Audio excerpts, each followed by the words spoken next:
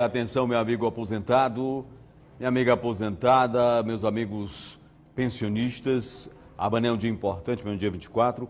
Estou aqui com o site do governo federal, do Instituto Nacional de Seguro Social, INSS, que foi divulgado o seguinte, ó. O governo federal, estou lendo aqui o site do INSS, ó. O governo federal inicia, nesta semana, uma nova fase do processo de reparação aos aposentados e pensionistas que sofreram descontos indevidos em seus benefícios do INSS. A partir de amanhã, quinta-feira, dia 24 de julho, começam os depósitos para os primeiros beneficiários que formalizaram a adesão a acordo de ressarcimento. Atenção, acordo de ressarcimento. Sobre esse assunto, eu converso agora com o advogado, o doutor Gabriel Jota, que é presidente da Comissão de Direito Previdenciário da OAB de Nova Iguaçu, no Rio de Janeiro. Doutor Gabriel, muito bom dia, doutor. Bom dia, tudo bem, Marcos? Você me ouve bem? Tudo bem, graças a Deus. Doutor Gabriel, o governo vem divulgando que amanhã começa exatamente esse ressarcimento, mas ele condiciona esse ressarcimento ao chamado de acordo de ressarcimento. O que diz esse acordo de ressarcimento que os aposentados e pensionistas terão que assinar para ter direito ao seu ressarcimento, ao seu dinheiro de volta? Que acordo é esse, doutor? Então, o acordo ele diz que os aposentados e pensionistas que estão sofrendo esses descontos em folha de pagamento, eles deverão aderir a esse acordo no portal do INSS, no site do INSS ou no portal Meu INSS, para que o governo possa adequar os pagamentos de acordo com a adesão desses aposentados ao acordo. Então, no caso, eles precisam entrar basicamente numa fila virtual para receber seus pagamentos a partir de amanhã, tá? E uma informação até importante, que eu não vi muita gente divulgando: aqueles aposentados e pensionistas que têm acima de 80 anos, eles não precisam fazer teoricamente o requerimento, porque o acordo diz que para essas pessoas de 80 anos ou mais, vai ter um plano especial e não depende de contestação, ou seja, não depende do requerimento nas plataformas do governo federal para que eles venham ser ressarcidos desses valores. Então, por exemplo, os pensionistas e aposentados que têm mais de 80 anos, o ressarcimento já é automático, não precisa fazer absolutamente nada, já cai na conta direto, é isso, doutor? Isso é o que está subtendido no acordo, né? Porque lá tem um artigo específico falando sobre as pessoas de 80 anos, que nestes casos, essas pessoas, por conta da vulnerabilidade social, tecnológica, vai ter um plano específico para eles, e o acordo diz expressamente que para esses casos independe de contestação, independe de requerimento. Então isso deve ser uma minoria, eu acredito eu. A maioria não tem mais de 80 anos, tem menos de 80 anos. Então falar para essa maioria, tá? E que você tem 80 anos, com todo o respeito do mundo, pelo amor de Deus, saiba que você não precisa fazer esse acordo, né? Essa assinatura de acordo de ressarcimento, lá que isso tudo é virtual, né? Isso vai ser já direto na sua conta. Se não caiu na sua conta direta, tem que procurar um advogado, procurar alguma coisa, uma ajuda, exatamente para saber por que não caiu, né? Bom, agora, doutor, o seguinte, esse acordo de ressarcimento, as pessoas têm que concordar com tudo que o governo está estabelecendo. Por exemplo, se a pessoa acha que tem que receber lá 5 mil, aí o governo está devolvendo 3 mil, ela é obrigada com esse acordo a aceitar os 3 mil e perder os outros 2 mil? Como é que faz? Então, a partir do momento que ela celebra o acordo com o governo federal, ela abre mão, tá, de uma ação judicial futura ou em curso, né? Vamos supor que ela já tem uma ação em curso questionando esses descontos que foram feitos, e a partir do momento que ela faz a adesão pelo portal ao acordo, ela abre mão daquilo que ela está discutindo naquele processo. E veja bem, uma informação também bem importante: se as pessoas estiverem também demandando contra as entidades associativas ou contra os sindicatos que são responsáveis diretos por esses descontos, esse pedido quanto aos sindicatos e quanto às associações, ele prossegue, tá? Ele segue. Na verdade, o governo, no acordo, ele reservou o direito da pessoa de continuar buscando o seu direito, por exemplo, num eventual dano moral que ela entenda que tenha, para que ela possa receber uma indenização por dano moral da entidade associativa. Agora, a partir do momento que adere ao acordo, o INSS, por exemplo, está livre da condenação em honorários, por exemplo, sucumbenciais também, e também danos morais. Boa, doutor, boa informação, excelente informação. Você entendeu aí, meu amigo? Vou repetir, porque essa informação é super importante.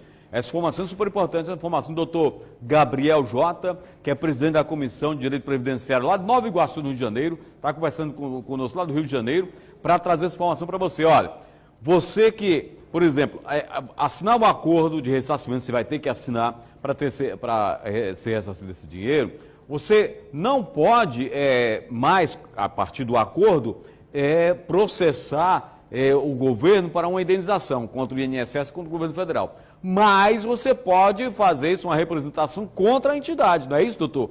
Contra a entidade, você não está impedido. E deve, pode e deve, porque as entidades foram as reais autoras de tudo isso que aconteceu. Não foi o governo está assumindo porque ele era um responsável pela guarda do dinheiro. Mas ele não foi responsável, ele não é o autor do roubo. O autor do roubo, do desconto indevido, foi, na verdade, a associação. Então, qual é a orientação que o senhor dá? Por exemplo, a pessoa faz o acordo, não concordou, aí ele pode procura um advogado e entra na justiça contra a associação. É essa a orientação, doutor? Então, uma vez a pessoa aderindo ao acordo de ressarcimento do governo federal, do INSS, ela não tem mais nada que reclamar quanto ao INSS, quanto ao governo federal. Agora, contra a entidade associativa que descontou do contra-cheque dela os valores, este sim eu entendo e recomendo que as pessoas procurem um advogado de confiança para que promovam suas respectivas ações contra essas entidades associativas, contra esses sindicatos que operaram esse desconto diretamente em folha, porque estes sim são os diretamente responsáveis pelos descontos e a fraude que foi perpetrada para aquelas pessoas, que fique claro isso também, para aquelas pessoas que não aderiram ao desconto em folha, porque tem gente que aderiu lá diretamente à entidade associativa ou seu sindicato ao acordo, ou seja, por escrito, alguma coisa assim, porque a fraude ela surgiu de criação de dados, de criação de assinaturas de pessoas que não fizeram associações e estão sendo descontadas indevidamente. Essa é a questão. Ah, tá, doutor. Então aquelas pessoas que, por exemplo, foram na associação, assinaram por escrito e tudo mais lá na sede da associação, essas aí não podem entrar porque ela autorizou isso presencialmente e tudo. Isso não faz parte dos descontos indevidos, não é isso, doutor? Que fique bem claro isso? Exatamente. Para as pessoas que assinaram lá diretamente na associação ou no sindicato, seja remoto ou presencial, essas pessoas, teoricamente, elas não têm direito, não têm legitimidade, não têm interesse processual em buscar seu direito. Mas para aquelas que não fizeram, não assinaram e não aderiram lá no sindicato ou na associação, essas sim, que foram objeto de fraude, essas sim podem e devem reaver, promover suas ações para ser ressarcido desse eventual dano moral, alguma coisa assim. Mas os valores que foram descontados mensalmente, se aderiram ao acordo do governo federal, serão ressarcidos. Esse ressarcimento que deve acontecer a partir de amanhã, prometido aí pelo governo federal, através do INSS, doutor, ele com certeza absoluta não vem nos valores uma indenização. Ele vem o que foi exatamente descontado e corrigido, fazendo aquela correção monetária. Não vem indenização, não é isso, doutor? Exatamente, indenização não. Só vai ser devolvidos os valores, só serão devolvidos os valores corrigidos pelo IPCA, segundo o acordo entre o INSS, o STF, a Procuradoria Geral da Fazenda Nacional e da Advocacia Geral da União e da OAB, inclusive. Então, só serão devolvidas parcelas mês a mês, corrigidas mês a mês com aplicação do IPCA. Olha, a fraude surgiu, gente, o doutor fez questão de dizer que as pessoas que foram na sede e assinaram esse desconto e tal, não têm direito, porque isso o contrato é legítimo, né? Porque a fraude surgiu, foi aquela fraude cometida por telefone. A pessoa recebe a ligação, olha, você autoriza e tal, não sei o que, a associação. E umas ligações que a pessoa nem entendia direito o teor da ligação e de repente foi autorizado sem devida autorização, assinatura pelas pessoas. Essas pessoas é que têm direito, né, doutor? Essas pessoas que foram vítimas dessa forma, né? Exatamente. Essas pessoas que não, de fato, manifestaram seu interesse em aderir a uma eventual proposta feita pelo sindicato ou pela associação em algum momento. Agora, aquelas que foram, de fato, objeto de fraude, sim, essas devem procurar os seus ressarcimentos. Algumas pessoas muitas, milhares de pessoas não esperaram a iniciativa do governo e entraram na justiça. Foram mais de 3 milhões de pessoas que entraram na justiça exatamente requerendo logo indenização e tudo mais. Essas pessoas têm que desistir desse processo, doutor? Então, essa é a pergunta-chave, né? Muita gente quer saber sobre isso, me perguntam diariamente sobre isso. Na verdade, não é obrigatório a adesão ao acordo do governo federal, que isso fique claro.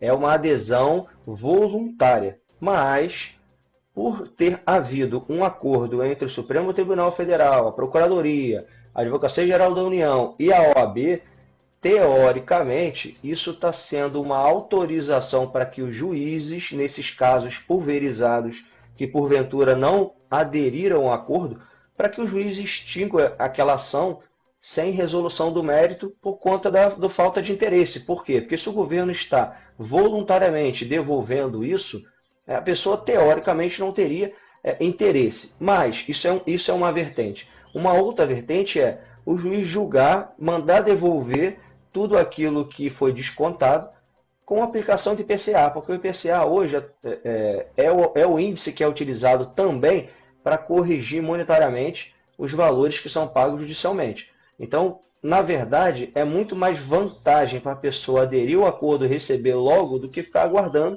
um processo judicial, uma sentença judicial. Doutor, existe uma coisa chamada corresponsabilidade.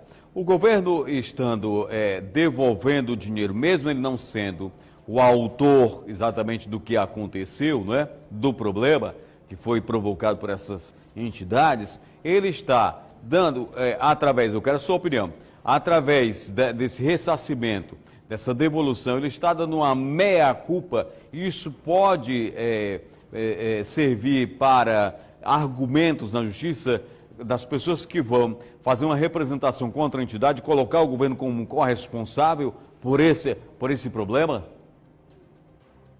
Sim, isso também é uma informação muito válida a ser passada para as pessoas, porque nesse caso, quando o governo faz um acordo, ele assume, ele faz uma meia-culpa realmente disso. Por quê? Porque ele é o responsável pelo sistema que administra o pagamento dos aposentados. Então ele não poderia, ou seria muito ilógico, ele arguir dentro de um processo judicial em defesa, eu não sei de nada que está acontecendo, isso aqui foi uma fraude que foi feita, mas espera aí. As pessoas confiam na administração. Existe um princípio do direito, que é o princípio da proteção da confiança legítima, que as pessoas estão confiando naquilo que está ali naquela plataforma.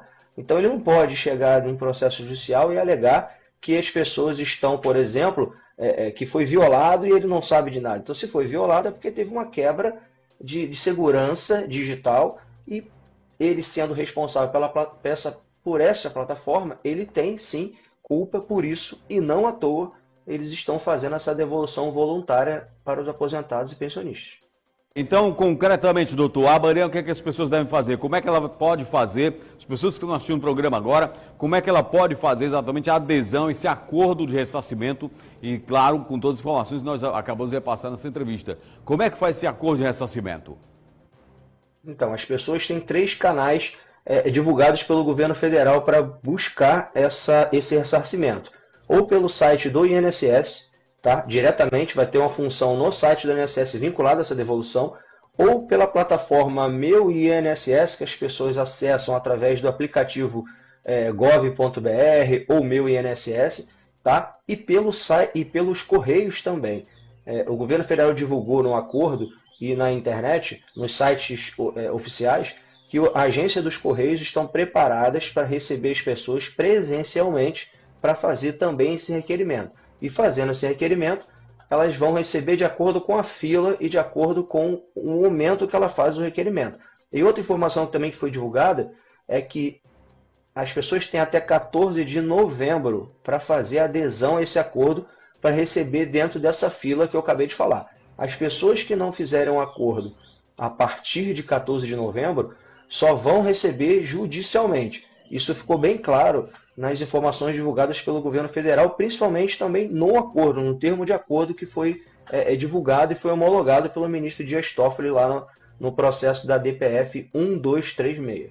Então fica bem claro aí, o prazo começa amanhã, dia 24, e vai até 14 de novembro. Quem não aderir, somente através da justiça pode reaver esse dinheiro. Doutor Gabriel Jota, presidente da Comissão de Direito Previdenciário da OAB de Nova Iguaçu, no Rio de Janeiro. Doutor, sempre um prazer recebê-lo aqui no programa. Bom dia, um abraço para você, doutor. Agora voltou. Muito obrigado, um abraço e bom dia. Agradeço a audiência e precisando, estamos à disposição. Forte abraço. Forte abraço, da mesma forma, doutor. Muito obrigado.